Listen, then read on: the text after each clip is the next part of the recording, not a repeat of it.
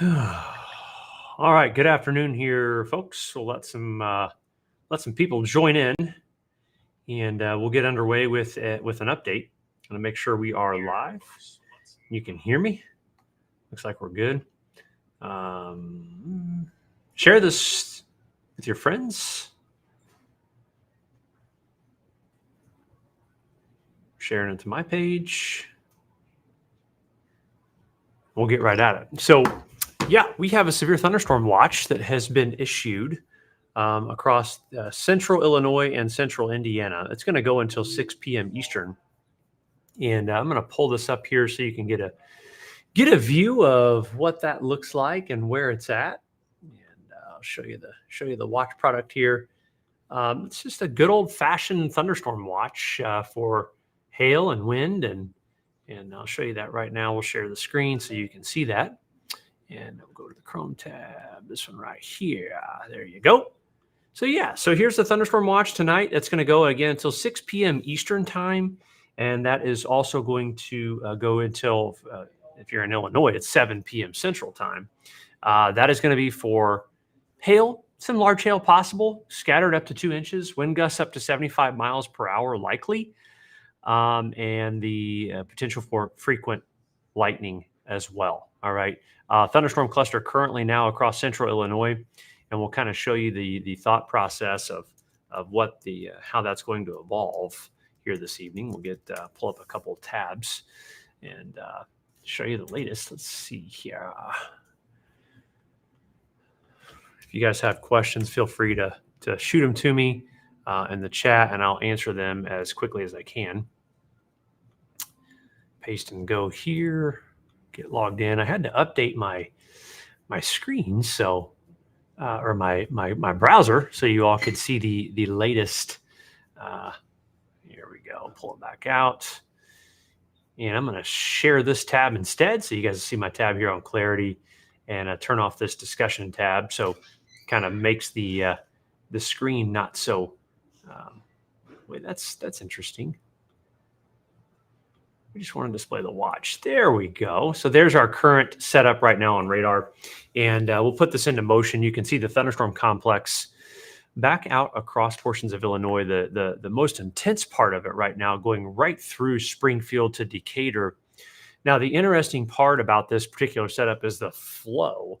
Aloft is west to east. So even though it looks like it's diving south, the flow aloft is more west to east. So eventually this should have more of a general eastward component to it. I would say that areas that would be in question on seeing severe weather with inside this watch would be like Marion, Johnson, Brown, Bartholomew counties points east. On the eastern fringe of that watch is where we'll have to watch and see how this evolves as it moves further east, okay, for the potential at seeing how far east it can stretch, if you will. I want to show you what I'm talking about real quick with the there's a particular setup here. We'll go here. There's a particular setup. There's a boundary that is draped out across central Indiana, and I want to show that to you. And that boundary you can see as I put this into motion, as I loop this, you can see where that boundary is kind of situated across the I-70 corridor. And it kind of stretches from Indy out to just north of Terre Haute there across western Indiana. As this cluster continues to move south, this boundary, there's kind of two of them, and it looks like they've started to somewhat slow down. And I think what we could see is this particular area here works further into the east-southeast and interacts with these boundaries, we might see further eastward growth and thunderstorm cluster activity here in eastern Illinois, western Indiana, as those potentially interact, if you will, with the thunderstorm cluster out to the west. So that's what we're going to kind of be watching as we go through the next couple hours. Again, it's 1:15 now. We think the severe thunderstorm potential lasts through about 5 or 6 p.m. this evening. The other thing to consider here with this is a locally heavy rain threat. Flash flooding, locally a quick 2 inches of rain cannot be ruled out.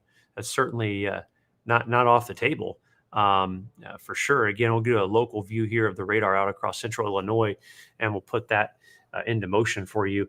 Again, you can see the thunderstorm advancement there, severe thunderstorm warning there for Decatur. And you can see generally right now it is following that outflow boundary, is tugging the general part of this south. You can kind of see the south tug there. And what I think is going to happen is this outflow eventually is going to outrun this. It's going to continue to sink away and become irrelevant. And I think what starts to happen is the west to east movement you're seeing out here and the interaction with the boundary action over here will start to generally possibly support more of a west to east type movement with the thunderstorm activity as the system in and of itself kind of starts to drift off to the east and southeast. So I still believe there'll be a little bit of a southerly component to it, but just kind of looking at this, it's sloppy. It's a mess. That would kind of be my thought process right now. There's a couple of things we can do to kind of verify that thought process, and that is look at the upper level winds. Okay, we can go here to. I'm going to turn this on real quick so you guys can see this, and I'll share the screen here. We're going to share a different screen. Go to the tab here. Go to SPC Meso Analysis. It's kind of our hourly upper level pattern analysis. Again, you can see the straight west to east wind flow at about 14,000 feet. That's kind of our steering current with our air aloft. And again, we're going to kind of watch as this outflow boundary starts to get further away, instead of moving straight south, it's possible we're going to be moving it now west to east. Okay. The other thing I want to talk about in this particular situation is the potential for flash flooding.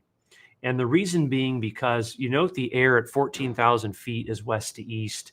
The air at 500 millibars, or about 21,000 feet, is west to east.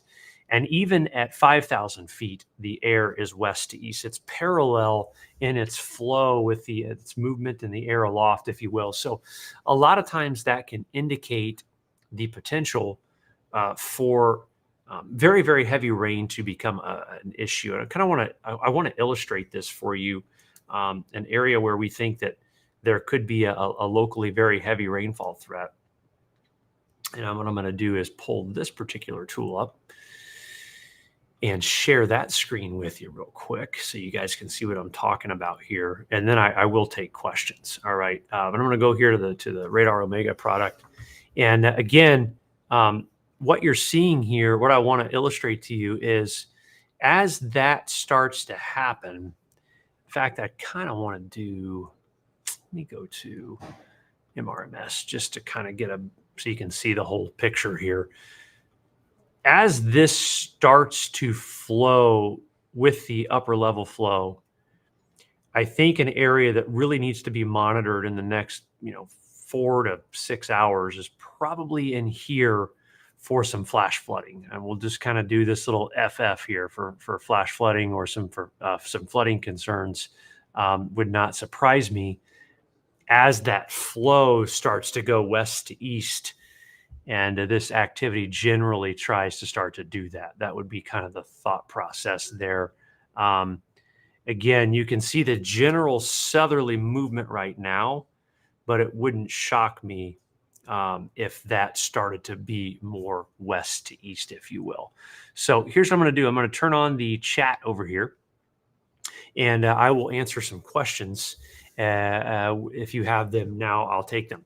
And then what we're going to do is kind of watch this evolve over the next few hours, and we will keep you posted with the latest, of course, for sure. So we'll go over here and we'll start sharing the Clarity product so you can just kind of see this all on, watch it loop and unfold as I answer your questions here. Around what time will storms reach Marion County? Yeah, I would say in the next 2 to 3 hours. That's probably a good bet here. It's 2:20 now, between 4 to 6 p.m. Flying out of Indy 8 p.m. Could be close. I think you'll be okay flying out of Indy at 8 p.m. Fishers, Indiana, looking in terms of damaging winds. You're on the eastern fringe of it, but I can't rule it out. There's obviously a severe thunderstorm watch in effect until 6 p.m. So Can't rule that out for sure. Will the storms that went over Hancock County stabilize the atmosphere and keep us dry later? It's possibly why Hancock County is not really in the watch. You did just get a thunderstorm, a little bit ago. It could somewhat hinder the severity of the threat, but overall, I still think you could see some thunderstorms out of this. Not a huge tornado threat, Andrew. Great question. There's a watch for Indiana. Yep, you see the yellow there. That's a severe thunderstorm watch until 6 p.m. Okay. Biggest risk is going to be probably damaging wind gusts, but note here to the east, I'm already kind of seeing the eastward expansion as this is trying to now move more west to east. In fact, the last frame or two, the outflow may have kind of outran that and really probably allowed for a west to east pull on the last couple frames out there in central Illinois. So when you see that, that means we're going to be looking more of that west to east movement. Okay. Greenwood Little League District Championship baseball game tonight at 6. That's going to be cutting it close. It may be out of here by 6. I think it could possibly be out of here by 6 o'clock.